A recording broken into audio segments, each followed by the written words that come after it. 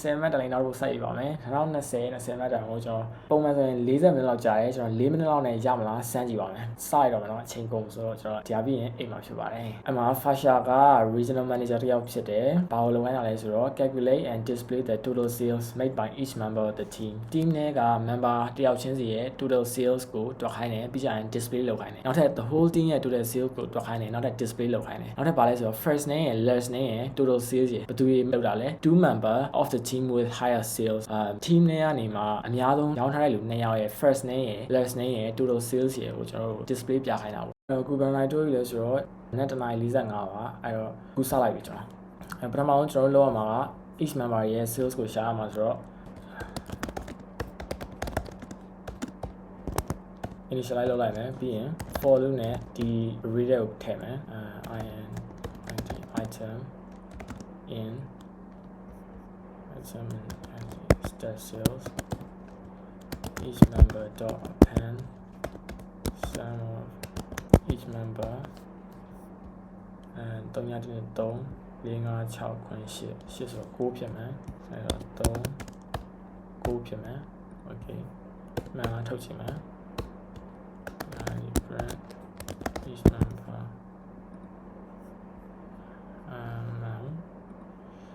so ဘာကမှလည်း each member dot append each member မဟုတ်ဘူးဒီကောင်ကitem ဖြစ်အောင် brand each member ထုတ်ချင်မယ် okay မှန်ပါတယ်မှန်တယ်ဆိုနောက်တစ်ခုသွားမယ်နောက်တစ်ခုက display ပြခိုင်းတာနော်တယောက်ချင်းစီရဲ့ sales ကို display ပြခိုင်းတာဆိုတော့ for item in step sales item in step sales ဒီမှာပြရမယ် brand f နဲ့ပါမယ်ကောင်က f တဲ့ item ရဲ့3ညနဲ့1နဲ့George Taylor လို့ရေးချင်တာဆိုတော့3ညရဲ့3ညမဟုတ်1ရဲ့ရရင်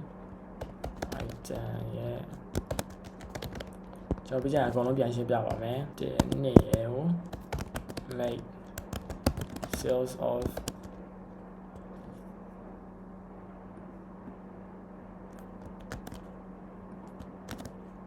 okay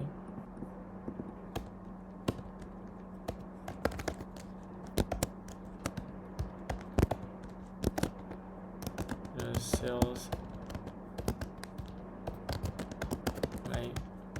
enter whole team ကဘာဖြစ်မလဲဆိုတော့by the whole team ကဘာဖြစ်မလဲဆိုတော့some each member on the team okay print ထုတ်ချင်တယ်ပြီးပြီရပါပြီအဲကျွန်တော်နောက်ဆုံးတစ်ခုပဲကျန်တော့တယ်နောက်ဆုံးတစ်ခုကကြတော့ဘာလို့ခိုင်းခဲ့ရလဲကျွန်တော်တို့ကို maximum 2ယောက်ရဲ့နာမည်ရဲ့ကျွန်တော်တို့ total sales ရဲ့ကိုကြောင်းလိုက်တာအဲ maximum 2ယောက်ကိုအရင်ဆုံးရှာရမယ် maximum 2ယောက်ကိုရှာဖို့ရ fast max ကျွန်တော်ပြန်သုံးတဲ့ HTTP function ပဲပြန်သုံးလိုက်မယ်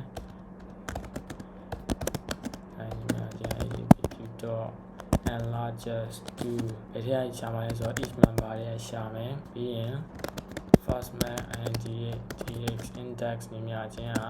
each member dot index ဘယ်သူရဲ့ index လဲဆိုတော့ first max ရဲ့ index အဲ့တော့ second max ကိုလည်းထပ်ရှာမယ်ဒီ second max index နေမြချင်းကသူရဲ့ index လဲဆိုတော့ second max ရဲ့ index ဖြစ်တယ်index တွေရပြီဆိုတော့နောက်ထပ်ကျွန်တော်တို့ထုတ်ရမှာကသူရဲ့ name နဲ့ total sales နဲ့ပဲထုတ်ချင်လို့ရတယ်အဲ့ဒါကလည်းမခက်ဘူး print လုပ်လိုက်ရုံပဲအဲ့တော့ print fox max the person is ဒီဖြစ်မလဲဆိုတော့ first man index ရပြီဆိုတော့ဘယ်ထဲကနေပြီးတော့ပဲရှားရမှာလဲဆိုတော့ step sales တဲ့က first man index ရဲ့ကျွန်တော်တို့နောက်ထပ်နာမည်ဖြစ်တဲ့column number 1ရယ်နောက်ထပ်နာမည်ဖြစ်တဲ့ column number 1နဲ့ရယ်ကိုဇက်တိုက်ရေးလိုက်မယ် sorry ဇက်တိုက်ရေးလိုက်မယ်1ရယ်ဒီကောင်က1ပေါ့နော်ဒီကောင်1ဖြစ်စရာ1ရယ်2ရယ်ကိုဇက်တိုက်ရေးလိုက်မယ်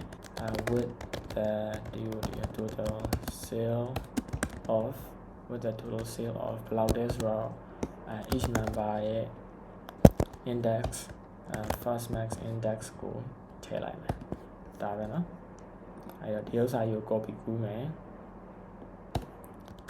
အဲ့တော့နောက်ထပ် second max parser လို့ကျွန်တော်ဒီမှာ second max လို့ပြင်မယ်နောက်ထပ်ဒီမှာလည်း first max index ကနေပြီးတော့ second max index လို့ပြင်မယ်ဒီမှာလည်းတူတူပဲ second max index လို့ပြင်မယ်ဒီမှာလည်းတူတူပဲ second max index လို့ပြင်မယ်အဲ့တော့ print ထုတ်ယူလိုက်မယ် okay ပြီးပါပြီပေါ့နော်ဒါပေမဲ့ comment ရေးမယ် comment ရေးမှအားလုံးပြီးရလို့တောက်ရမှာလေ inline dia lis initializing array for each media member calculating sale by each member and the displaying them okay နော် each member and displaying them ဒီမှာကျတော့ finding the maximum to sale people နော် okay ဒါ display မှာ finding ဒါ display ကိုပြန်လိုက်အမှန်တကယ်ရအောင် okay အဲ့တော့ပြီးပါပြီဘယ်နိုင်ထုတ်ပါပြီလဲ53မိနစ်ဖြစ်ပါတယ်53မိနစ်ဆိုတော့ကျွန်တော်45ဆိုတော့55ဆိုရင်5မိနစ်ပြည့်မှာဟုတ်ပါဘူး55ဆိုရင်7မိနစ်ပြည့်မှာကျွန်တော်10မိနစ်ကြာသွားရပါတော့10မိနစ်မစိုးပါဘူးမစိုးလို့ပြောလို့ရရပါအဲ့တော့ကျွန်တော်40မိနစ်လောက်တောင်းရမယ့်ဟာကို4မိနစ်လောက်နဲ့စမ်းပြီးရေးကြည့်တာမပြီးပါဘူးဒါပေမဲ့10မိနစ်လောက်နဲ့ပြီးသွားပါတယ်အားလုံးထင်နေကြမယ့်အတိုင်းပါပဲကျွန်တော်ဒါတွေကကျင့်ပြီးသားတွေပါကျင့်ပြီးသားတွေဆိုပေမဲ့နည်းနည်းတော့မေးလောက်ပြီးတော်တော်ကြီးကြာခဲ့ပြီးကျင့်ထားတာဆိုပေမဲ့တချို့ကတော့ပြောချင်ပြောမယ်ဒါကကျင့်ပြီးသားမလို့ပါ10မိနစ်လောက်နဲ့ရေးဖို့ဆိုတာကြီးကမဖြစ်နိုင်ဘူးပေါ့နော်ပုံမှန်45မိနစ်လောက်40မိနစ်လောက်တောင်းရမယ့်ဥစ္စာဟုတ်ပါတယ်မဖြစ်နိုင်ပါဘူးဆိုပေမဲ့မိနစ်20လောက်နဲ့တော့ဖြစ်နိုင်ပါတယ်ဘာလို့လဲဆိုတော့ဆောင်းပွဲမှာမေးတာကမေးတဲ့ upper bound lower bound ဒီထက်မကြော်နိုင်ဘူး past paper တွေကိုလေ့လာကြည့်သလောက် ethics ကကောင်းတဲ့အချက်ကအဲ့ဒါပဲသူကသူ့ past paper ကိုဒါ2019လောက်ကနေပြီးတော့စပြီးလုပ်ထားမယ်ဆိုရင်တေချာပေါက်ဖြည့်နိုင်ဖို့ရခိုင်တော့ပါ80ပိုလောက်ကတော့တေချာပေါက်ဖြည့်နိုင်တယ်80ရခိုင်တော့ပါတေချာပေါက်ကိုဖြည့်နိုင်ကျွန်တော်ပြောရင်ဘာလို့လဲဆိုတော့ကျွန်တော် accounting ဖြည့်တော့လည်းအဲ့လိုပဲဖြည့်ခဲ့ရ accounting ဖြည့်တော့ဆိုရင်ကျွန်တော် past paper ပဲလုပ်တာဘာမှမလုပ်ဘူး900ပါပဲ AC ပဲပါအဲ့တော့လည်းအဲ့တော့ ethics တွေအကုန်လုံး recommend ပေးချင်တာကတော့ past paper ပဲလုပ်ပါဘာမှမလုပ်ပါနဲ့ past paper တွေကနေပြီးတော့လေ့လာပါ past paper တွေမှာပါတဲ့ဥစ္စာကိုမှ reference ယူပြီးတော့ textbook တွေထဲမှာပြန်ပြီးတော့လေ့လာပါ computer science ဘက်ပြန်သွားရမယ်ဆိုလဲ computer science မှာကျွန်တော်ကြည့်သလောက်က20မှတ်တန်ပါပေါ့နော်အဓိကဘာတွေပဲမေးလဲဆိုတော့ maximum minimum ရှာခိုင်းတယ်ဒီထဲမှာလည်းခုနကပါလိုက်တယ်လေကျွန်တော် maximum 2ယောက်ရှာခိုင်းတယ်အဲ့လိုပဲ minimum လည်းတစ်ခါလေးမှာရှာခိုင်းတယ် read write ရေးခိုင်းတယ်ကုတ်တင်ထဲမှာရေးထားတဲ့အားတွေကို text file ထဲမှာသွားပြီးရေးခိုင်းတာအဲ့ဒါမျိုးပါမယ်ပြီးရင် iteratable တွေကို iteratable ဆိုတာ list တွေ table တွေအဲ့ဒါတွေကို loop ပတ်ပြီးတော့ကျွန်တော်တို့ print ထုတ်ခိုင်းတာတွေတခြားဟာတွေလုပ်ခိုင်းတာတွေရှိတယ်အဲ့ဒါပဲအဲ့ထက်ပိုမရှိဘူးကျွန်တော်2019ကနေပြီးတော့2023အတွက်နောက်ဆုံး paper အထိအောင်ကျွန်တော်ကြည့်ပြီးအဲ့ထက်ပိုမမေးဘူးသူတို့ကလေးကိုငဲ့ညာပြီးတက်လုပ်ထားတာလို့တော့ကျွန်တော်ကတော့ထင်တယ်ဘာလို့လဲဆိုတော့ IG ကနောက်ထပ်လည်း A level တို့ foundation တို့တက်ရအောင်ပါလေအဲကြောင့်မလို့ဒီကောင်နည်းနည်းလွယ်ပေးထားရလို့ကျွန်တော်ထင်တာပါနော် okay အဲကြောင့်မလို့ပြောရတာ CI မယူကြပါနဲ့ ethics ပဲယူကြပါethics ကလွန်လွယ်ပါတယ် physics လို့လည်းအတူတူပဲနောက်ထပ် English စာလည်းအတူတူပဲကျွန်တော်ပြောမယ် English စာ language B မှာနော် language B မှာကျွန်တော်တို့စလုံး400ကိုရေးခိုင်းတာစလုံး400ကို article ဖြစ်ဖြစ် story ဖြစ်ဖြစ်ရေးခိုင်းတာပါတယ်အဲ့ဒါကိုကျွန်တော်ကြည့်တာကျွန်တော် past paper တွေ analyze လုပ်ရင်ကျွန်တော်ဘယ်လိုလုပ်လဲဆိုတော့ print ထုတ်ပြီးသားရှိရဲ့အိမ်မှာကျမ်းရုံမှာ C ကြည့်လိုက်တာပါ C ကြည့်လိုက်တော့ကျွန်တော်ဘာသွားတွေ့လဲဆိုတော့ language B မှာနော်သူရေးခိုင်းတဲ့ article တွေကစင်တူယိုမားလေးတွေပဲနှစ်တိုင်းတက်တက်လောက်ထားလို့ထင်တယ်ဗျ I really suspect it ပထမနေ့ကပါလာလဲဆိုတော့ the memorable object နောက်တစ်နေ့ကျတော့မင်းအမှတ်တရရထားတဲ့လက်ဆောင်ပစ္စည်းတဲ့ memorable object နဲ့အမှတ်တရရထားတဲ့လက်ဆောင်တူတူပဲလေဟုတ်တယ်မလားအဲ့ရှင်းနှစ်ကကျတော့ဘာလာထားတာလဲဆိုတော့ the object that matters the most to you တူတူပဲအားလုံးအတူတူပဲအဲ့ဒါကြီးပဲလက်ပဲမင်းနေကွာ3နှစ်လောက်ကြည့်ပါအဲ့တော့ပြောချင်တာကကျွန်တော်ဆိုလိုချင်တာကဒီ past paper တွေကဟာတွေကိုဒါကြည့်ထားမယ်ဆိုရင်လေ့ကျင့်ထားမယ်ဆိုရင်မဖြေနိုင်တဲ့အကြောင်းမရှိဘူးအဲ့ဒါကကျွန်တော်ဒီရှောက်ပြောနေတာမဟုတ်ဘူးเนาะကျွန်တော်တွားပြီးယူပြလို့ရတယ် language B past paper ကြည့်နေလူတွေလည်းရှိမှာအဲ့ဒီမှာရှာကြည့်အလုံးအတူတူတွေ language B လည်းအဲ့လိုပဲသင်ချာလည်းအဲ့လိုပဲ math B ပေါ့နော် math B ရယ်ကျွန်တော်ယူတာက physics ရယ် business ကတော့ဘယ်လိုပြောရမလဲနည်းနည်းလေး range များတယ်ပေါ့နော် accounting က range အနည်းဆုံးပဲ accounting မှာပါပြီဆို accounting ကလုံးဝ compact ဖြစ်တယ်ဗျာသင်ချာတော့မှနည်းနည်း accounting ရဲ့ range များတယ်ဒီ business ဆိုတာအများဆုံးပဲ range ကမင်းနိုင်တာတွေအများကြီးပဲပေါ့ business ကအဲကြောင့်လည်း business ကခက်တဲ့ထဲမှာသွားတယ်ပြီးတော့ဖြေနိုင်တဲ့ဟာတွေအများကြီးပဲပေးမဲ့လူပေါ်မှာမူတည်ပြီးတော့ကျွန်တော်အမှတ်ရမှာအဲ့တော့ထူတောင်းအောင် business တော့ကတော့ပြောချင်တာကတော့အဲ့ဒါပါအဲ့ဒီဇဲက exam format ကအရင်တိကျတယ်ဒါတွေပဲနှစ်တိုင်းမေးတာ အဲ့တော့သူ့ဟာကိုလောက်ထားပြီဆိုရင်ဖြေနိုင်မယ်လို့ကျွန်တော်ယုံကြည်အဲ့တော့ major မှာ computer science Excel ကိုဖြေကြမယ်တကယ်ချင်းတွေလည်း first paper တွေကဟာတော့ပိုင်အောင်ကြည့်တာပါထုံးလို့ချေရေလိုနောက်ပြီးကြည့်ထားပါရစီရမယ်လို့အောင်မခံပါတယ်အဲ့တော့ခုနကတော့ရေးထားတဲ့ကုတ်လေးကိုကျွန်တော်ရှင်းပြမယ်โอเคကျွန်တော်ဘာရေးခဲ့တာလဲပြန်ကြည့်ကြမယ်ပေါ့နော်ပထမဆုံးရေးတဲ့စာကြောင်းကဒီကောင်ကတော့ initialize လုပ်လိုက်တာပါကျွန်တော် each member ဆိုတဲ့ array တစ်ခုကိုဖန်တီးလိုက်ပါတယ် each member ဆိုတဲ့ array ကိုဘာလို့ဖန်တီးရလဲဆိုတော့ဒီမှာ step sales က member တယောက်ချင်းစီရဲ့ list တွေကိုထည့်ထားတဲ့ list တစ်ခုပါ two dimensional list ပါဒီ row တစ်ခုလုံးက member တယောက်ကိုကိုစားပြုပါတယ်ဒီနောက်တစ် row ကလည်း member တယောက်ကိုကိုစားပြုပါတယ်ကျွန်တော်တို့က each member တွေကိုဘာထည့်မှာလဲဆိုတော့သူပြောထားတဲ့အတိုင်းပဲသူလိုချင်တာက member တယောက်ချင်းစီရဲ့ sales ဖြစ်တဲ့အတွက်ကြောင့်မလို့ဒီ member ရဲ့ sales ကိုအကုန်လုံးပေါင်းပြီးထည့်ပါပါဒါတွေက sales တွေဖြစ်ပါတယ်ဒီမှာကြည့် January sales ဒီ6009ဆိုရင် January sales February sales ဆိုရင်9နှစ်နဲ့6နှစ်sales တွေဖြစ်ပါတယ်ဒါတွေအကုန်လုံးကိုပေါင်းပြီးတော့ each member ထဲမှာထည့်မှာပါဒါတွေအကုန်လုံးဆိုပေါင်းလိုက်တာဆိုရင်တစ်ခု element တစ်ခုအနေနဲ့ထည့်လိုက်ပြီးနောက်ထပ်တရားတွေအကုန်လုံးပေါင်းလိုက်တာဆိုရင် element နောက်တစ်ခုအနေနဲ့ထည့်လိုက်ပြီးအဲ့လိုမျိုးနဲ့ထည့်သွားမှာပါအဲ့တော့ each member တွေကပထမဆုံး element ကဘာကိုစားပြုပါလဲဆိုတော့ George Taylor လောက်ထားတဲ့ total sales ကိုစားပြုမှာပါဒီနားလေးမှာကျွန်တော်ခဏလေးရက်ပြီးတော့ပြောစရာလေးတစ်ခုရှိပါတယ်အဲ့ချက်လေးကအရန်အရေးကြီးလို့တေချာလေးနားထောင်ပေးပါတချို့တငယ်ချင်းတွေကတော့တတိထားကောင်းထားမိပါလိမ့်မယ်ဒါပေမဲ့တချို့လူတွေတတိမထားမိပဲကြော်သွားရင်ရှုပ်သွားမှဆိုလို့ကျွန်တော်အခုကနေကခါလေးရှင်းပြထားကြလို့ပါအဲ့ဒါကဘာလဲဆိုတော့ each member array ထဲမှာရှိတဲ့ George Taylor ရဲ့ total sales ကိုစားပြုတဲ့ element ရဲ့ index က step sales array ထဲမှာရှိတဲ့ George Taylor ရဲ့ row ကိုစားပြုတဲ့ index နဲ့အတူတူပါပဲအဲ့အချက်ကအရင်အရေးကြီးပါတယ်ဘာဖြစ်လို့လဲဆိုတော့ကျွန်တော်တို့ကနောက်ကြရင်သူမေးထားတဲ့ maximum index တွေ minimum index တွေကိုရှာမှာဖြစ်ပါတယ်အဲ့လိုမျိုးရှာတဲ့အချိန်မှာ each member ထဲမှာပါတဲ့ total sales တွေမှာဘယ်ကောင်ကအများဆုံးလဲဆိုတာကိုရှာလိုက်မှာပါရှာပြီးသွားပြီဆိုရင်အများဆုံးကောင်ရဲ့ index ကိုကျွန်တော်တို့ကယူလိုက်မှာပါယူပြီးသွားမှ step sales ထဲမှာရှိတဲ့အဲ့ index ကိုကျွန်တော်တို့ကသွားပြီးတော့ print ထုတ်လိုက်မှာပါအဲ့လိုမျိုးလုပ်မှာမလို့ဒီနေရာလေးမှာကျွန်တော်ဒါလေးကိုထည့်ပြောရခြင်းဖြစ်ပါတယ်နောက်တစ်ခါကျတော့ဒီအောက်က file and chain လောက်ထားတဲ့ total sales ကိုစားပြုမှာပါအဲ့လိုကျွန်တော်ဘယ်လိုမျိုးထည့်ခဲ့ရလဲဆိုတော့ဒီမှာ for loop နဲ့ပတ်လိုက်ပါတယ်sales step ထဲမှာရှိတဲ့ဒီ array ထဲမှာရှိတဲ့ဒီ row တွေအကုန်လုံး for loop နဲ့ပတ်လိုက်ပါတယ်ဒီ item ဆိုတာကဘာကိုစားပြုရလဲဆိုတော့ row တစ်ခုလုံးကိုစားပြုရဖြစ်ပါတယ်ဒီ row တစ်ခုလုံးမှာဒီ row တစ်ခုလုံး item ကပထမ loop တစ်ခေါက်မှာဒါအပေါ်ဆုံး George Taylor ရဲ့ row ကိုစားပြုမှာဒုတိယ row မှာဒုတိယတစ်ခေါက်မှာကျတော့ဒီအောက်ကကောင်ရဲ့ကိုစားပြုတတိယတစ်ခေါက်မှာကျတော့ဒီတတိယကောင်ရဲ့ကိုစားတတိယကောင်ရဲ့ row ကိုစားပြုမှာပေါ့နော်အဲ့လိုမျိုးနဲ့ကိုစားပြုသွားမှာအဲ့တော့ item ဆိုတာက row တစ်ခုလုံးကိုစားပြုတော့တိသွားပြီအဲ့တော့ each member တွေကိုအဖမ်းလုပ်မယ်ပေါ့နော်ဘာလို့အဖမ်းလုပ်မှာလဲဆိုတော့ကျွန်တော်တို့က item ရဲ့နော်3ကနေပြီးတော့8ထိအောင်ပေါင်းပြီးတော့အဖမ်းလုပ်မှာနော်အဲ့ဒါကို set အခုကျွန်တော်သုံးလိုက်တဲ့ဥစ္စာဘာလဲဆိုတော့ sub list လို့လည်းခေါ်မယ် sub array လို့လည်းခေါ်မှာပေါ့နော်ဒီ item ဆိုရဲဒီ array ကိုဒီ row array ကိုပေါ့နော် row array ကိုကျွန်တော်တို့က3ကနေ9ထိပဲခွဲလိုက်တာပေါ့ဒီကနေ3ကနေပြီးတော့9မဟုတ်8ဒါပေမဲ့9လို့ဘာလို့ရေးထားလဲဆိုတော့သူကတစ်ပေါင်းပြီးတော့sub array လောက်တစ်ပေါင်းရတယ်ဒီ n point ကိုမရေးရဘူး n point နောက်ကိုတစ်ကြော်ပြီးတော့ရေးရတယ်အဲကြောင့်မို့ဆိုတော့9လို့ရေးထားတာအဲ့တော့ဒီကနေဒီထိပေါင်းတာပေါ့နော်ပေါင်းတာကိုကျွန်တော်ဗာနဲ့ပေါင်းလိုက်လဲဆိုတော့ sum နဲ့ပေါင်းလိုက်တယ်ပေါ့နော် sum function ထဲမှာ iterable ဖြစ်တဲ့ item ရဲ့3ကနေ9ထိအောင်ထည့်လိုက်တော့အဲ့ဒါကိုပေါင်းပြီးသားဖြစ်သွားတယ်အဲ့တော့ပေါင်းပြီးသားဖြစ်သွားတဲ့အချိန်ဒီမှာဘယ်ကိုသွားပြီးတော့ဖမ်းလောက်တာလဲ each member ကိုသွားပြီးတော့ဖမ်းလောက်တာ okay ပြီးသွားပြီလေဖမ်းလောက်လိုက်ပြီဖမ်းလောက်လိုက်ပြီဆိုတော့ each member ထဲမှာကျွန်တော်တို့ဘာလာမှာလဲဆိုတော့ဒီပထမကောင်ကြီးရဲ့ဥစ္စာကိုခုနကတော့ပြောခဲ့တဲ့အတိုင်းပဲပထမ George Taylor ရဲ့ sales တွေအကုန်လုံးပေါင်းထားတာလာမယ်ပြီးကြရင် Felix ရဲ့ sales တွေအကုန်လုံး Simon ရဲ့ sales တွေအကုန်လုံး Samia ရဲ့ sales တွေအကုန်လုံးပေါင်းထားတယ်တန်းစီပြီးတော့ element တစ်ခုချင်းစီအနေနဲ့လာမှာနော်အဲ့တော့သူလောက်ခိုင်းတာအဲ့လိုမျိုးဒါပေါင်းနေဒါကြီးအကုန်လုံးထည့်ထားရဲဆိုတာနောက်ထပ် reason ရှိတယ်ဒါပေမဲ့သူလောက်ခိုင်းတာကပထမအဆင့်လောက်ခိုင်းတာကဘာလဲဆိုတော့အဲ့ sales တွေကို total sales တွေကို each member ရဲ့ total sales တွေကိုကျွန်တော်တို့ print လုပ်ခိုင်းတာအဲ့ဒါကြောင့် print လုပ်မယ်နော် print လုပ်မယ်ဆိုတော့ print ရေးလိုက်ပြီးပထမဆုံးအကြော့မှာပထမဆုံး looping လုပ်နေမှာနော် looping လုပ်နေမှာစိတ်ထဲမှာအဲ့ဒါလေးသိထားပါပထမဆုံးအကြော့မှာကျွန်တော်တို့နာမည်ဘယ်သူကပေါ့နော် sales ဘယ်လောက်လုပ်ပါတယ်ဆိုပြီးကျွန်တော် print ထုတ်ချင်တာအဲ့တော့ဘယ်လိုထုတ်လိုက်တာလဲဆိုတော့ print ဆိုပြီးတော့ဒီမှာ formatted ကျွန်တော်တို့ရဲ့ formatted print နဲ့ဒီမှာ f လေးခံပြီးတော့ formatted print နဲ့ item နဲ့ရနော်ဒီ item ဆိုတာက row ဒီ row ကိုသွားပြပါ item နဲ့က1ဆိုတာကဘာလဲဆိုတော့ column number 1 0 1 1ရယ်နော်နောက်ထပ် column number 2ရယ်ကို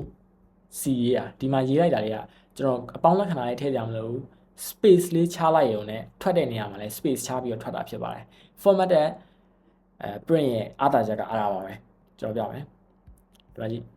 George Taylor ဆိုပြီးတော့ space လေးချပြီးတော့ထွက်ပါတယ်ဒီမှာ space ချထားလိုက်ရင်အောက်မှာလဲ space ပေါ်ပြီးတော့ချပါတယ်အဲ့ဒါအားသာတာပါပဲအဲ့တော့ဒီမှာ George Taylor အတွက် sales တွေပေါင်းလိုက်တာ2466ရတယ်ပေါ့နော်အဲ့ဒါကိုကျွန်တော် print ထုတ်ပေးလိုက်အောင်မယ်အဲ့တော့နောက်တစ်ခုအဲ့ဒါပြီးသွားပြီဆိုတော့ကျွန်တော်တို့က for loop ရဲ့အပြင်ကိုရောက်သွားပြီ for loop ရဲ့အပြင်ကိုရောက်ပြီဆိုရင်ဘာထုတ်မှာလဲဆိုတော့သူဒုတိယပြောထားတယ်သူကဒုတိယဘာပြောတာလဲ the whole team ရဲ့ total sales ကိုထုတ်ခိုင်းတာ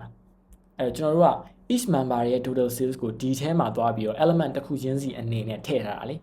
each member ရဲ့ total sales ကို each member array ထဲမှာသွားပြီးထည့်ထားတာဆိုတော့ the whole team ရဲ့ total sales ကိုလိုချင်ဘာလုပ်လိုက်အောင်မလဲအဲ့ each member ရဲ့ total sales တွေအကုန်လုံးပေါင်းလိုက်အောင်မယ်အဲ့တော့ကျွန်တော်တို့က each member ရဲ့ total sales ကိုထည့်ထားတဲ့ array ကို sum function ကိုထည့်လိုက်တာပြီးသွားပြီ sum function ကလည်း iterable table တစ်ခုခုနဲ့တွဲပြီးတော့သုံးတယ်iterable table list တွေပိုင်းနဲ့တွဲပြီးသုံးတယ်အရင်သုံးလို့ကောင်းတဲ့ function တစ်ခုဖြစ်တယ်နောက်တစ်ခုကနောက်ဆုံးဟာပေါ့နော်နောက်ဆုံးကကျွန်တော်တို့ဘာရှာခိုင်းခဲ့ရလဲ maximum 2 people ကိုရှာခိုင်းတာအများဆုံးရောင်းနိုင်တဲ့ကောင်2ကောင်ကိုရှာခိုင်းတာကျွန်တော်ဘယ်လိုလုပ်ခဲ့ရလဲဆိုတော့ each member array ထဲမှာဘာတွေထည့်ထားတာလဲတယောက်ချင်းစီရောင်းထားတဲ့ sales တွေကိုထည့်ထားတာတယောက်ရောင်းတဲ့ sales က element တစ်ခုအနေနဲ့ထည့်ထားတာနောက်တစ်ယောက်ရောင်းတဲ့ sales ကနောက်ထပ် element တစ်ခုအနေနဲ့ CB ထည့်ထားတာအဲ့တော့ first max လေးကိုရှာမှာအဲ့ CB ထည့်ထားတဲ့ထဲမှာအများဆုံးဆိုတဲ့ sales တစ်ခုကိုရှာမယ်ဒုတိယအများဆုံးဆိုတဲ့ sales တစ်ခုကိုရှာမယ်အဲ့ကျွန်တော်ဘယ်လိုရှာခဲ့ရလဲဆိုတော့သုံးနေကြအတိုင်းပဲ first max second max နော်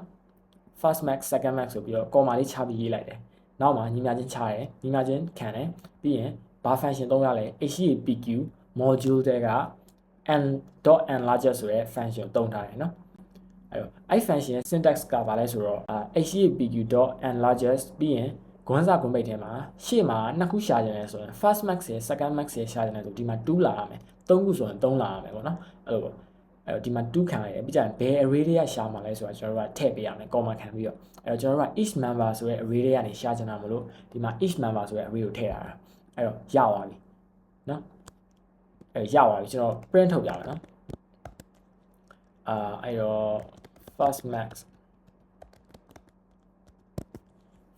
လေးပဲ print ထုတ်ပြမယ်နော်ဒီမှာကြည့်first max ကဘယ်လောက်လဲ3.430ပေါ့နော်ဒါလေးကညံပါအောင်ထုတ်ပြအောင်နော်3.430လို့ကျွန်တော်တို့ကတိသွားပြီနော်ကွန်ပျူတာကလည်းတိသွားပြီတိသွားတဲ့အချိန်မှာဟုတ်ပြီ each member ထဲမှာတော့တိသွားတာဟုတ်ပြီကျွန်တော်တို့ထုတ်ရမှာဘာလဲဘာထုတ်ရမှာလဲကျွန်တော်တို့ထုတ်ခိုင်းတာက program က demand ဖြစ်တာဒီ each member ရဲ့ total sales ရဲ့ total sales ကတော့ရပြီဟုတ်တယ်ဒီမှာကြည့်ရပြီဒါပေမဲ့ George Taylor ဆိုတဲ့သူ့ရဲ့နာမည်ကိုထုတ်ခိုင်းတာဗျာ sorry George Taylor မဟုတ်ဘူး total sales လောက်ထားတဲ့လူရဲ့နာမည်ကျွန်တော်တို့တောင်မှအခုတောင်မှမသိဘူးလေဟုတ်တယ်မလားအဲ total sales လောက်ထားတဲ့လူရဲ့နာမည်ကိုထုတ်ခိုင်းတာကျွန်တော်က total sales ကိုတော့သိပြီသူ့နာမည်ကဘာတူလဲဆိုတာသိဖို့ရဘာလို့လဲဆိုတော့အဲ total sales ကဘယ် index မှာရှိရလဲဆိုတာဘယ် row မှာလဲဘယ် row မှာရှိရလဲဆိုတာကိုသိဖို့လိုတယ်ဟုတ်ပြီနော်အဲ့တော့ဘယ် row မှာလဲဆိုတာကိုသိဖို့ရာက each member array ထဲမှာရှိတဲ့ total sales တွေရဲ့ index တွေကဒီက sales staff မှာရှိတဲ့တယောက်ချင်းစီရဲ့ index တွေတွားတူတယ်ပြောချင်တာကဒီ each member ထဲမှာပထမဆုံးဒီကောင်ကြီးကိုပေါင်းပြီးတော့ထည့်ထားတော့ index 0မှာရှိမှာကျတော့ George Taylor ကလည်း index number 0မှာရှိမှာပဲအဲ့တော့ index တွေချင်းတူတယ်အဲ့ချက်ကိုကျွန်တော်အရန်သတိထားအောင်မယ်အဲ့ချက်ကိုသတိထားမယ်ဆိုတာတဲ့ဗျာမှတ်မိနေရမယ်ဗျာဆောင်းဝဲမှာမှတ်မိနေရမယ်အဲ့လိုမျိုးတူသွားပြီဆိုရင် sales staff မှာရှိတဲ့အဲ့ row ကနော် sales staff မှာရှိတဲ့အဲ့ index ကအဲ့ row ကနော်နောက်ထပ် George Taylor နဲ့ George နဲ့ Taylor နဲ့ဥပမာပြောတာနော်ဒီကောင်တွေမဟုတ်ဘူးfirst name ရယ် last name ရယ်ရှိတဲ့ဟာနှစ်ခုကို print ထုတ်ပေးလိုက်ပြီးသွားပြီအဲ့ကျွန်တော်ဘယ်လိုလုပ်ထားလဲကြည့်ကြမယ်အဲ့တော့ first max ရယ် second max ရယ်ရပြီလေခုနကရှာလိုက်တာရပြီဆိုတော့ first max index ကိုရှာမှာ first max ရတာဟုတ်တယ် first max က sale တန်ဖိုးပဲရတာဒါပေမဲ့အဲ့ sale တန်ဖိုးရှိနေတဲ့ index လေးကိုရှာမှာ index ကိုရှာမှာဆိုတော့ဘယ်လိုရှာထားလဲဆိုတော့ first max index ဆိုပြီးတော့ကျွန်တော် initialize လုပ်လိုက်တယ်variable တစ်ခု create လုပ်လိုက်တယ်ပေါ့နော်ပြီးကြရင်အဲ့ first max index ကဘာဖြစ်လာလဲဆိုတော့ each member မှာရှိတဲ့ဒီ syntax လေးကိုကြည့်ပါ each member ဆိုတဲ့ array ထဲမှာရှိတဲ့ fast max ဆိုတဲ့တန်ဖိုးရဲ့ index ဖြစ်တယ်အဲ့ဒါကိုဒီ fast max index မှာတွားပြီးတော့ set လုပ်တာနော်ဒီကောင်လေးကအရင်ရေးကြည့်တယ်ဒီကောင်လေးဘယ်လိုမျိုးသုံးလဲဆိုတာ syntax မှတ်ထားပါ each member dot index ဆိုတာဒီ index ဆိုတာဒါမှတ်ထားရမယ်စကားလုံးပဲဒီကောင်က list နောက်မှာ dot index ချလိုက်တယ်ဆိုရင်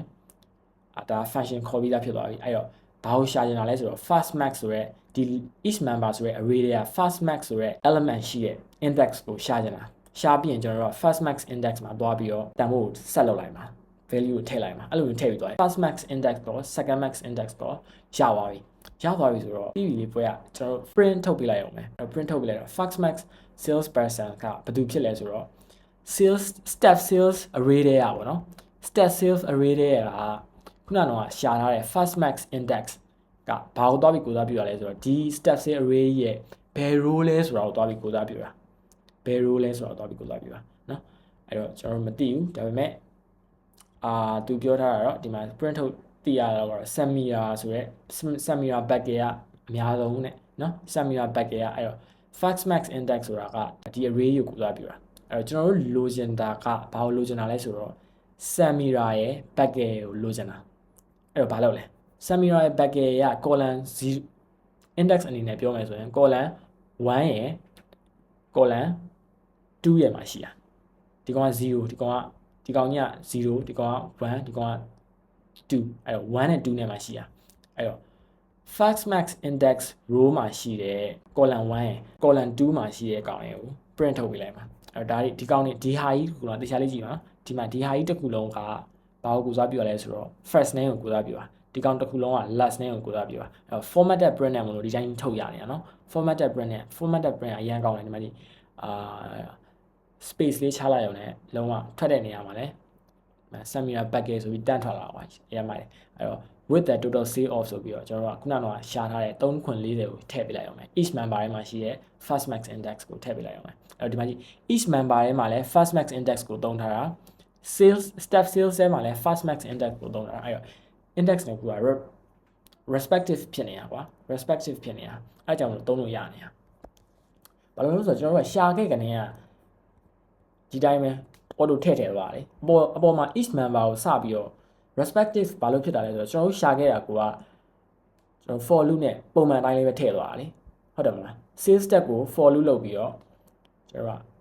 ပုံမှန်အတိုင်းလေးပဲ sales member တွေကိုပေါင်းထည့်သွားတာဆိုတော့ respective ဖြစ်တာပေါ့အဲ့တိုင်းပဲအဲ့တော့ပြီးရင်ကျွန်တော်အားလုံးပြီးသွားတဲ့အခါမှာဒီ comment လေးရေးလိုက်တယ်ပေါ့